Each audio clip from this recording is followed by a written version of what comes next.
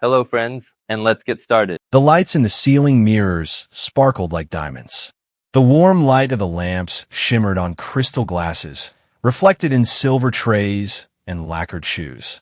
The hum of voices, the light clinking of glasses, and the occasional chords of a pianist in the corner created the atmosphere of a cozy celebration. Emily glanced around the room and took a cautious step toward her seat. No one was looking at her. John was already engaged in a leisurely conversation with a colleague, and she was free from his attention. She quickly checked the soft auburn curls on her shoulders and adjusted the jewelry around her neck. She'd always known her looks to be attractive, even now, after 20 years of marriage.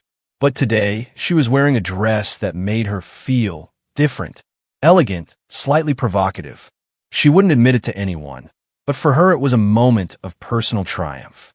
Men smiled. Women glanced at her shoes and necklace. Emily felt almost a part of this social crowd, though in her heart she felt she stood a little apart. And it was at that very moment that her eyes met his gaze. She didn't even recognize him at first, just a handsome man in an expensive suit, smiling with such charm that her breath stopped for a second. But then, as he stepped closer, she realized. Mark. The school hallways, the slight scent of crayon and paint on the walls, the sounds of the bell ringing, came to mind. The days when he'd lent her textbooks so she could study for tests. The days when they'd casually touched hands, when a smile could mean so much more than words. Now he stood in front of her.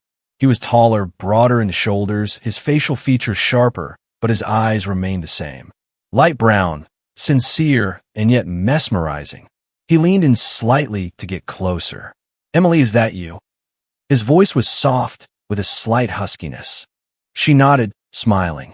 You haven't changed at all. He laughed a deep, warm laugh that immediately warmed her from the inside out. I don't think so. Look at me. It's all you haven't changed at all.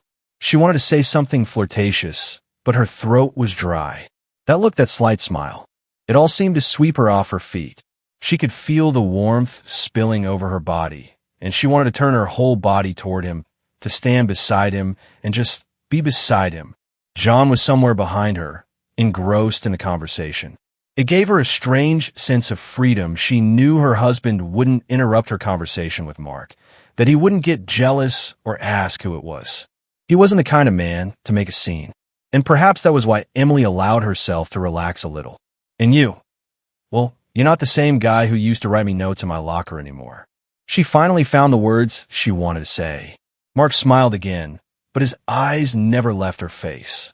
I've changed, but you know what hasn't changed? My thoughts about you. Her heart felt like it had stumbled. The words sounded so simple, but their meaning was like lightning. She couldn't take her eyes off his face, couldn't think of how to respond. The whole room, the noise of voices, the clinking of glasses, all of that faded into the background. She saw only him. And he was looking at her as if he wanted to say something, to do something, but knew it was inappropriate here now. There's so much I need to tell you, Mark said quietly. Can we find a minute later? Over coffee? Emily looked around. John was still chatting, and at this moment he seemed somehow distant to her. She turned to Mark again and nodded. She didn't know what he was going to say, didn't know why she was going to this coffee, but something inside told her she needed to hear it. She wanted to hear it. Mark smiled faintly and took a step back, as if giving her space. See you later, he said, and then he disappeared into the crowd. Emily stood alone, glass in hand, fingers trembling. She took a sip, feeling the cold liquid spreading down her throat, but no relief. She took a deep breath and, wanting to get her thoughts together somehow, headed for the bar. The bar was filled with soft, barely flickering light. Shades of amber and deep blue blended in smooth transitions, enveloping the people sitting at the bar in a calm atmosphere. Emily lowered her gaze to her glass and ran her finger along the cold surface of the glass. The slight odor of citrus and spice rose from the cocktail, but her thoughts were far away. Everything happening at the reunion was like a scene from a movie, too vivid, too intense to be true. Suddenly, Mark was beside her. His reflection in the glass next to hers seemed frighteningly real to her. She didn't look at him, didn't turn around, but she felt his presence with every fiber of her being. The tension in her shoulders, the slight trembling in her fingertips, it gave her away. Are you nervous? His voice was low, almost a whisper, but it was still heartfelt. Emily looked up. Their gazes met. He was too close, and that close made her gasp. She wanted to say something witty, but her tongue felt like it was stuck to her palate. I'm sorry, she finally said. A little bit. It's okay, he said. After all these years, everything seems strange, but I'm glad you came. He smiled, and she felt something inside her melt. This man was part of her youth, part of those memories she'd shoved into the farthest corner of her soul. And now it all came back, his voice, his face, the way he'd looked at her then and the way he looked at her now. He moved closer. His hand touched her wrist lightly. You know what I've been thinking? He said. This is fate. She felt her fingers freeze on the glass. Fate what? She asked, trying to keep her voice steady. We met for a reason. We have a chance to catch up. He said the words as simply as if he were talking about the weather. Emily opened her mouth, but couldn't answer. Her thoughts struggled between common sense and growing excitement. She remembered how her heart had twitched when she'd first seen him tonight. Mark smiled, but there was determination in his eyes. He didn't just say it. He was waiting for her reaction, waiting for her to say something back. It sounds strange, she finally exhaled. We're completely different now. We have a new life, a family. He shook his head, not averting his gaze. But we have a past we can't forget, and a chance to do something new. Those words, as if breaking through her barriers, made her feel something she hadn't felt in years. The feeling that she was wanted, that she was expected, that she could be something other than a wife, a housewife, a member of the conjugal union. She realized that for too long she had lived under the pressure of the role she had placed upon herself. Are you serious? She asked, hoping her voice sounded calmer than her thoughts. I couldn't be more serious, he said, leaning in slightly. I'm flying to Los Angeles. I need a secretary. I need you. Emily licked her parched lips, but didn't move away. Her gaze couldn't tear herself away from his face. There was something more than a business proposition in that look. A hint, a hidden power that took her breath away. Secretary, she repeated slowly, as if tasting the word. He tilted his head slightly, smiled.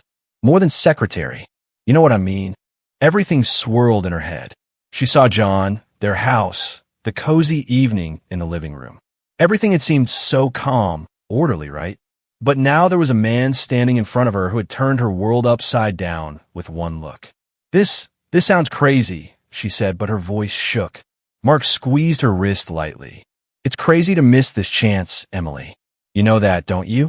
She stared at him, trying to find something in his eyes that would make her give up. But she couldn't find it. Deep down, she knew he was right. This was a once-in-a-lifetime opportunity. And with every word he said, she felt the ground beneath her feet grow shakier and shakier. She felt like she was standing on the edge of a precipice, and he was holding out his hand to her. The only question was whether she'd dare to take it. At home, the smell of a recently cooked dinner hung in the kitchen, chicken fillet with herbs, a slightly burnt baguette, the light scent of rosemary.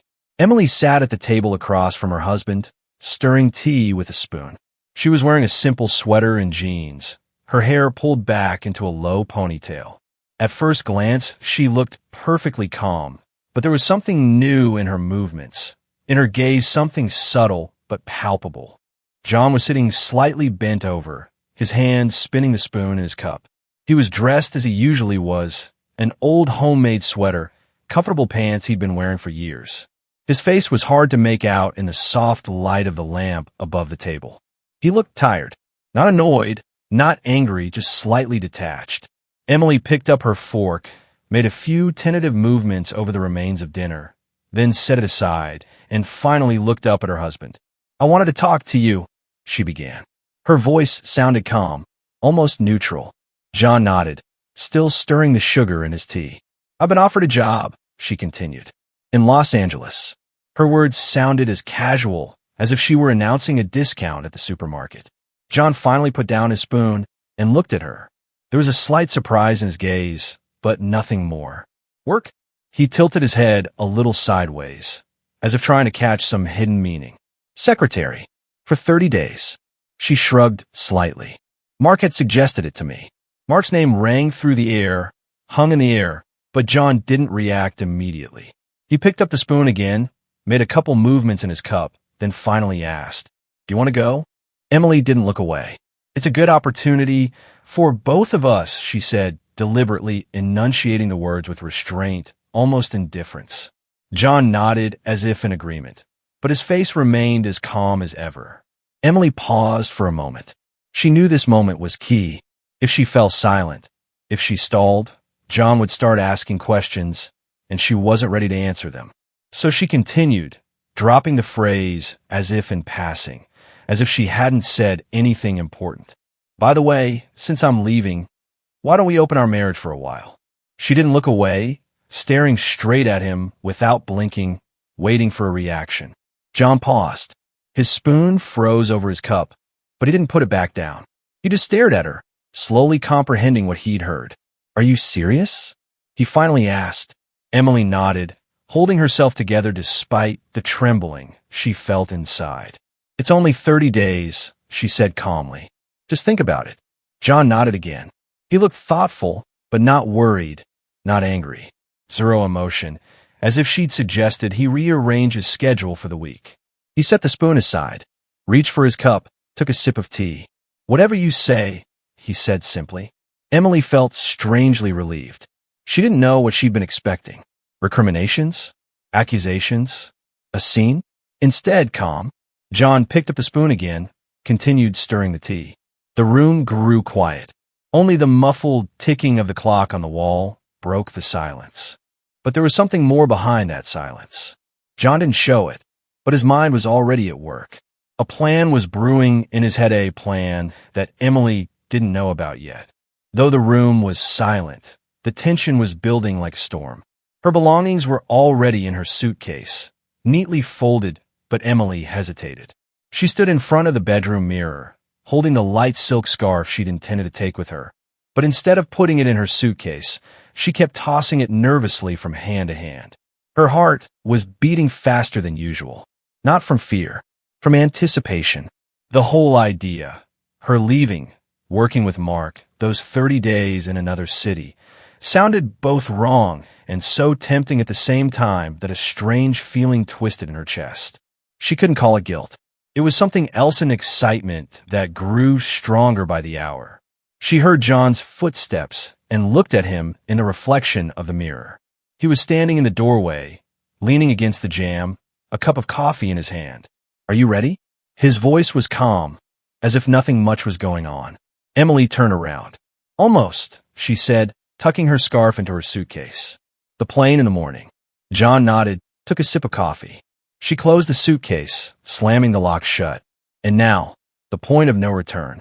She stepped closer to him, stopping literally a step away. There was tension between them, but not the kind that comes before quarrels. The tension of waiting, of silently testing who would be the first to say something important. She looked into his eyes and said with a slight smile, "Do you remember what we talked about?" John didn't look away. "What exactly?" She pretended a grin, but inside she was tense. "An open marriage. While I'm away." He looked at her a little longer than necessary. "Of course I remember." Emily waited a few seconds, expecting some kind of emotion, but she got none. Not a hint of jealousy, not a hint of irritation. Just an even, calm tone. "Good," she said, and touched his hand as if testing to see if his skin was cold. But he didn't move forward, didn't try to hold her back. "Have a good trip," he said. She picked up her suitcase, walked past him into the hallway. She felt his eyes on her, but she didn't turn around. Emily stepped into the spacious hotel lobby, immediately feeling the coolness of the air conditioning. Her shoes tapped softly on the marble floor, and at the front desk, a young woman in a perfectly pressed uniform gave her a professional smile. "Welcome to the Montrose Beverly Hills. What can I do for you?" Before Emily could answer, someone placed a hand on her lower back. "No need. She's with me," came a familiar voice. She turned around. Mark was standing in front of her, tall, confident, with the kind of gaze that could make a woman forget how to breathe. "Welcome to your new life, Emily," he said. At that moment, it was clear to her there was no turning back. Emily walked up the marble staircase leading to the suite on the top floor. Mark walked ahead of her, his stride steady and measured, as if he climbed those stairs every day. Emily tried not to think about what awaited her behind that door. She tried to focus on her breathing, but every time Mark turned around, a wave of warmth rose in her chest. The suite was even more luxurious than she'd expected. Huge floor-to-ceiling windows overlooked a city that glowed with lights. Tall buildings drowned in the evening haze, and the sky gradually darkened to a deep blue. On a table near the window stood a bucket of ice and a bottle of champagne. 2 Fougers lay nearby. Mark slowed his step and, without turning around, said, "Welcome to your new life, Emily." His voice sounded so soft and so firm that she felt strangely calm. He turned and looked at her, but didn't add anything more. He simply watched her take her first steps into this room. She walked in, feeling like a guest in some other world. Everything was different here, from the soft light that fell on the beige couches to the silence, in which even her own breathing seemed too loud. Mark walked over to the table, picked up the bottle, and deftly opened it without making a sound. He poured the champagne, handed her a glass. She took it carefully, trying not to look him in the eye, but she could feel his gaze on her. "Relax," he said, raising his glass. She nodded, took a sip. The champagne bubbles touched her palate, and suddenly she felt light, as if the tension of the last few days had dissolved. Mark stepped closer, his free hand on her waist. He didn't speak, didn't ask, he just waited for her to dare to look him in the eye. Her palms still clutched the glass, but her fingers trembled slightly. She turned her head, their gazes meeting. His eyes were close, too close. She could see every little wrinkle at the corners, the powerful hue of the brown pupils, the light reflecting in his irises. "Emily," he began, but she interrupted him with a whisper. "This isn't right." Mark leaned in, his lips touching her neck. She felt his breath, his hands that were now on her waist. He didn't give her time to think. He acted confident, but not rough. It was like a hurricane sweeping away everything in its path, and she couldn't resist. Her breathing quickened, and she set her glass on the nearest table so she wouldn't drop it. He pulled back just enough to look her in the eye. "It's all right," he said, as if it were an answer to her doubts. She didn't know what to say. Her brain was working too fast, and her body had already made up its mind. His hands slid higher, touching her shoulders. She tried to object, but the words were meaningless. He pulled her to him, and in that moment, everything else ceased to exist. The next moment, they were at the window. Her back was against the cold glass, the panoramic view of the city somewhere beyond her perception. She felt only his warmth, his strength, his lips on her skin. It all happened too fast. A hand under her dress, a movement that made her flinch. She tried to say something, but her own voice sounded like a weak moan. She squeezed his shoulders as if that could keep her afloat. "Emily," he whispered in her ear, "you know you want this too." And she knew it too. She closed her eyes, letting herself dissolve into this moment. Her own morals crumbled, leaving only a sense of excitement and freedom. She could feel his hot breath burning her neck, his hands exploring every inch of her body, the world outside this room becoming unimportant. His palm slid gently but surely around her waist, pulling her closer. "You've been coming to this for so long, Emily." His voice was slightly husky low. She didn't resist, but instead something stirred inside her, something wild, unbridled, unlike anything she'd felt before. She felt his breath on her neck, hot and demanding. His lips barely touched her skin, leaving fiery trails. Her hands reached for him, clutching the fabric of his shirt, her fingers losing control as they undid the buttons. His hands slid down her back, traveling lower, making her arch toward him. She felt the heat spilling over her body, her insides clenching with anticipation. His fingers found the clasp of her dress, and with a quiet rustle, the fabric slid down, leaving her half-naked before him. His lips covered hers, greedy, demanding. It wasn't like John's kisses, it was something else. Not tenderness, not habit, but a fire that burned through her from the inside out. She surrendered to the feeling, gave herself over to it, without thought, without boundaries. Her body moved on its own, it knew what it wanted. She was doing things with Mark that she'd never allowed herself to do with John. She moaned, arching up, feeling the desire take over her whole. She wasn't thinking about John, about home, about what would happen tomorrow. All that mattered was the here and now. Mark had left her no choice, but she wasn't looking for a way back either. She gave herself to him completely, without abandon. And in that moment, Emily felt truly aroused. Every day with Mark was filled with something new, something forbidden and reckless. They lived in a rhythm that required no explanation. In the morning, a lazy breakfast in the room, with him kissing her fingers before she could grab a cup of coffee. In the afternoons, trips to business meetings where she sat next to him, listening to him negotiate confidently, but his hand under the table held her knee, reminding her that there was more than work between them. They drove around the city at night in his rented convertible, enjoying the warm Los Angeles air. Her hair spread over her shoulders, and he caught it with his fingers, occasionally stopping at a stoplight to steal a kiss from her. They went to expensive restaurants, laughed, sat at a table in a dark corner, and it seemed to her that this was a new life, that she was no longer the Emily who cooked dinner for John and washed his shirts. And at night, Mark showed her what true freedom was. They did things she'd never allowed herself at home, things she'd never thought of doing with John. That they didn't hold back, on the bed, on the balcony, in the shower, in the elevator when someone could catch them, but it only fueled her desire. She'd laughed when they'd run away from events, dropping her cape and sandals in the hotel lobby, running barefoot down carpeted hallways, catching her breath until Mark caught her in a dark corner, pinning her against the wall. Emily couldn't remember the last time she'd felt so alive. Those 30 days had flown by like a blink of an eye. She hardly thought about home, about John. An open marriage? Then, at that moment, it had seemed a mere formality, something distant, insignificant. She was sure John was just waiting patiently for her return, that their home would remain unchanged.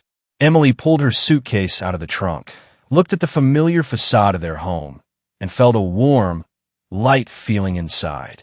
Her vacation had lasted forever, or at least it felt that way. But now she was back, and everything was the same window frames, the same little garden in front of the porch. Only she herself had changed. She was tanned, her hair glistening in the morning sun, and the smile on her lips never seemed to fade in the last few weeks. Closing the trunk, she picked up her suitcase and headed for the front door. Everything seemed perfectly normal, familiar. If someone looked at her from the outside, they might think she was just a happy woman returning from a long-awaited vacation. She put the key in the lock, turned it, and the door opened softly. But inside, something else was waiting for her. The first thing she noticed was the unfamiliar scent. The smell was sweet, feminine, completely out of place with her own perfume. Then she heard laughter, an extraneous, high, rolling laughter coming from the living room. She froze on the threshold, her gaze darting to the side. John's things were on the couch, but next to them were a stranger's silk cape, a pair of sandals, a small lady's purse. Emily felt her heart thudding in her chest. She took a couple more steps, not letting go of the suitcase handle, though her fingers were gripping it with all their might now. At the threshold of the living room, she stopped. John was sitting on the couch, one hand holding a glass of wine. A young woman, blonde with perfect curls and bright lipstick, was nestled next to him. They laughed, looking at each other as if they were in some world of their own in which Emily simply didn't exist. Suddenly, John lifted his head. His gaze met hers. His face changed expression instantly, a slight, almost indifferent smile, careless, as if prepared in advance. "Oh, you're back," he said, setting his glass down on the table. Emily wasn't immediately sure what to say. Her gaze darted between John, the woman, the scattered things. Inside, a storm was brewing: surprise, rage, bewilderment. "What's going on here?" Emily finally squeezed out. John stood up, adjusted his shirt sleeve, and moved slowly toward her. "You suggested it," he said. His tone was so calm that it made it worse. "We opened the marriage, didn't we?" She stared at him, not understanding how this could have happened. Everything she had planned, all her travels, all her thoughts about the future, none of it had included such a denouement. "John," she began, but he interrupted. Thank you for the idea, Emily, he said, with a careless smile. An open marriage was an interesting experience, and, I really enjoyed it. She barely found the strength to reply. What does that mean? It means I have a new wife now. And you have a new address. You're moving. His words, spoken so smoothly, so calmly, as if it were an ordinary, everyday conversation, hit her like a blow. She took a step back, not taking her eyes off him. Her suitcase hit the floor with a thud. You can't do this, she whispered, feeling her own words sound weaker than she'd expected. I can. He pulled the divorce papers from the table. Here are the divorce papers. You can sign them here. Emily looked at the sheets, then at his face. He no longer looked tired or indifferent. He looked absolutely sure of his decision. Is this just a joke? She tried to smile but couldn't. No, Emily, it's not a joke. It's over. He held out the papers to her. You always had a lot of ideas. Thanks for this one. It was your best idea ever. She couldn't believe this was happening. Everything inside screamed that this was impossible, that this was some strange dream she was about to wake up from. But as soon as she touched the paper, reality hit her with renewed force. Emily struggled to squeeze out of herself. Now what? John leaned back in his chair.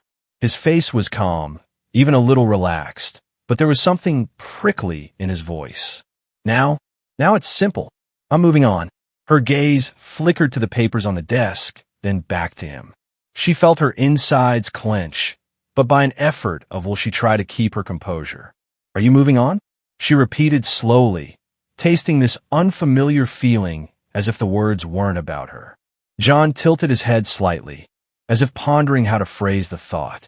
Look, he began with a faint smile, you're the one who suggested it. Opening up our marriage. You went away and enjoyed your freedom. And I thought, why don't I take that chance? She looked at him as if she'd heard a stranger. You make it sound like it was a game. He shrugged his shoulders. Wasn't it? Only you made up the rules yourself. Emily took a step toward the table and put her hands on the edge of it, as if she wanted to hear that it was just a joke. He stood up, walked around the table, and stopped in front of her. Emily, you came back a different person. I can see it in you. But I've changed too. And frankly, I'm happy. She looked at him confused, trying to comprehend. Happy? After everything after everything, he interrupted firmly. You chose your path. I chose mine. She felt her voice begin to tremble. I thought we'd just take a break. Go back, start over. John shook his head. It's impossible to start over. You know that as well as I do. He stepped closer, looked at her carefully. We had a chance, but you decided otherwise. And I decided not to wait for things to fall apart again. Are you sure it was the right choice? She said, trying to keep her voice firm. John stared at her for a long moment, then finally said, Yes, I'll be happy now. He held out the papers to her, and their hands touched for a moment. She felt his fingers remain calm, sure, while her own clutched the sheets of paper as if they contained her whole former world. The words hung in the air, and she no longer knew what to say.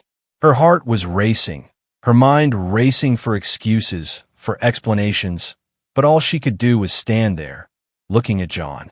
Emily slowly backed away from the table. She walked down the hallway, trying to calm her breathing. Inside, everything was raging, but on the outside, she tried to maintain a semblance of calm. Grabbing her bag, she headed to the garage to grab some of her things. Opening the door, she froze. Her entire world, neatly stacked in boxes, took up exactly half of the garage space. Her old wool scarf lay on top of one of the boxes. Next to it stood her favorite vase from Italy, wrapped in bubble wrap.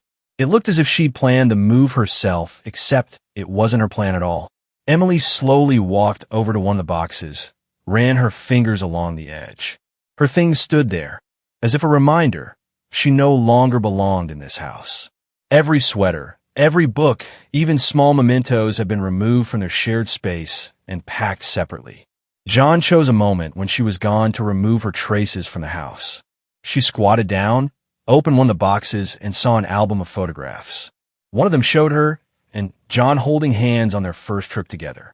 Her heart clenched, but she quickly slammed the lid shut, as if she didn't want to see anything else that might remind her of the past. These boxes were a silent statement. They spoke louder than any words. You don't belong here anymore. Emily sat in the car, straddling the steering wheel. The papers lay on the passenger seat, their corners slightly bent, but she didn't touch them. Memories rushed through her mind like tumbleweeds in the wind. There she was with Mark on the hotel balcony, her hair fluttering in the wind, his hands holding her waist tightly. His gaze, full of lust and confidence, made her forget everything. She felt desirable again. And then she remembered John, his calm, cold eyes, his voice as steady as a taut string. Those words, "I'll be happy now," they seared themselves into her memory. She felt again the weight of that moment when she discovered her things in the garage.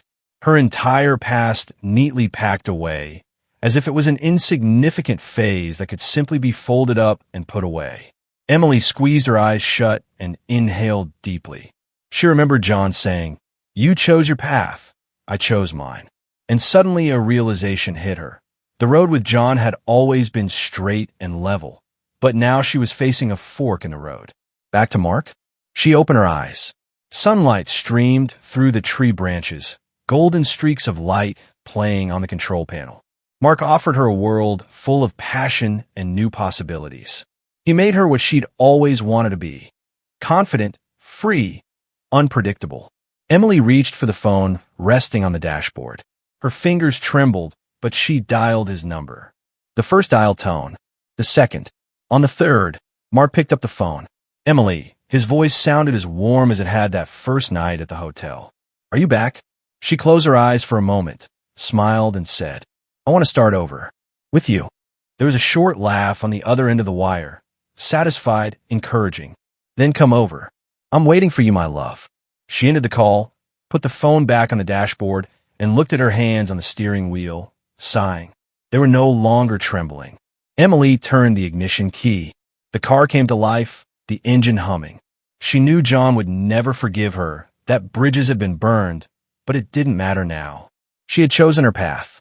She pulled onto the road, heading to where new beginnings and a new world awaited her. And that's where today's story ends. Thank you for watching to the end. If you enjoyed it, don't forget to like and comment. We'd love to discuss this story with you. See you in the next video.